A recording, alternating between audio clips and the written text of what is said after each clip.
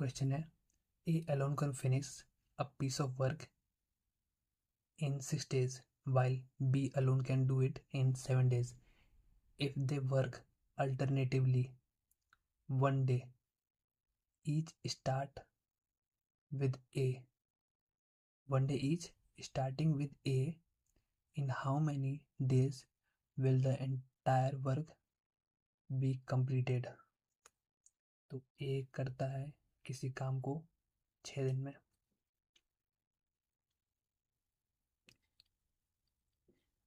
A करता है 6 दिन में, B करता है कितने दिन में? 7 दिन में।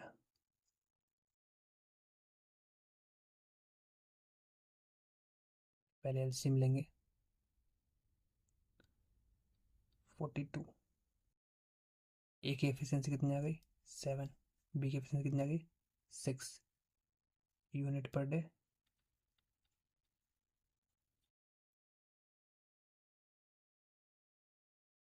पर डे, ठीक है, ये हो गया। इतना काम तो सब में करना है। अब इसके बाद अब नेक्स्ट चीज़ देखते हैं आप क्या करना है। कहता है कि अगर दोनों अल्टरनेटिवली काम करते हैं, मतलब अल्टरनेटिवली का मतलब ये होगा, पहले दिन ए करेगा तो दूसरे दिन बी करेगा, फिर तीसरे दिन ए करेगा तो चौथे दिन बी करेगा, ठीक है। तो समझने के लिए यहाँ पे मैं बताता हूँ क्या कहना चाहता है। फर्स्ट, सेकेंड, थर्ड,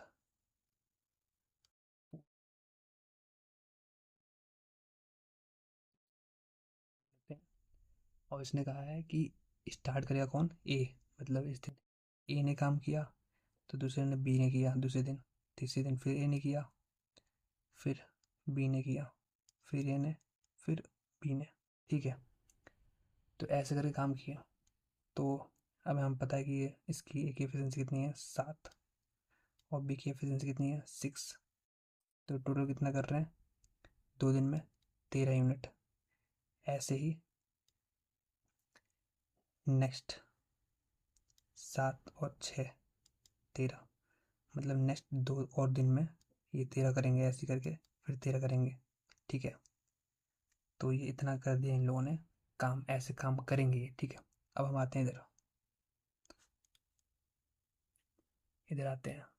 मतलब ये 13 यूनिट काम कर रहे हैं 2 दिन में, तो हम इसको लिखते हैं ऐसे, 13 यूनिट इन 2 डेज। 13 यूनिट काम कर रहे हैं 2 दिन में।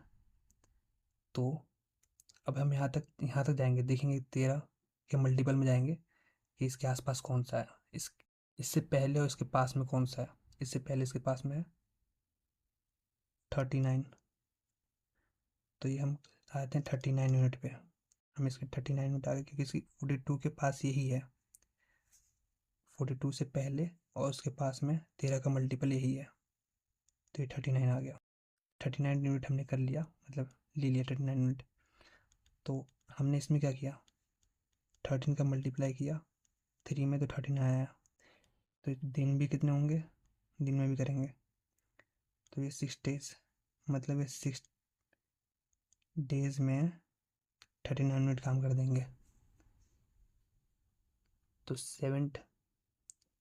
39 यूनिट काम कर दिया इन लोगों ने 6 डे तक, 39 यूनिट काम कर दिया इन लोगों ने। तो बचा कितना? रिमेनिंग ऑन 7th डे, 7वें दिन पे जो रिमेनिंग वर्क है वो कितना बचा? 42 minus 39 is equal to 3 unit. 3 unit अभी काम बचा है, तो 3 यूनिट काम जो बचा है, तो 3 यूनिट पे काम अब कौन करेगा?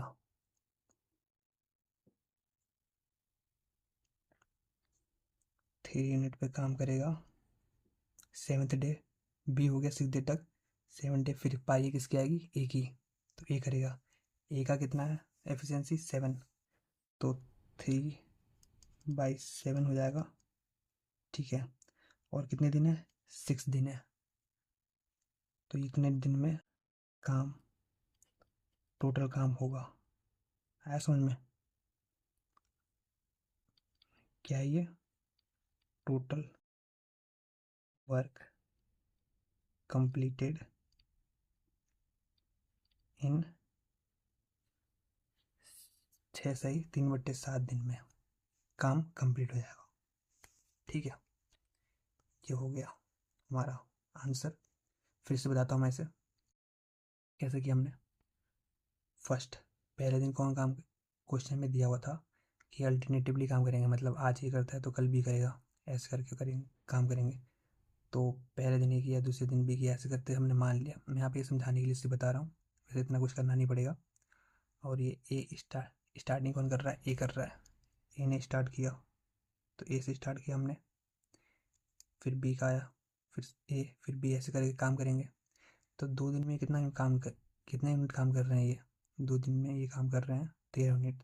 तो इसी को हमने सॉल्व किया कि 13 2 दिन में काम कर रहे हैं। तो हम 42 के आसपास गए, लेकिन इससे पहले ही। तो 13 का मल्टीपल क्या है? 39 है। तो 13 हमने कितने का मल्टीप्लाई किया?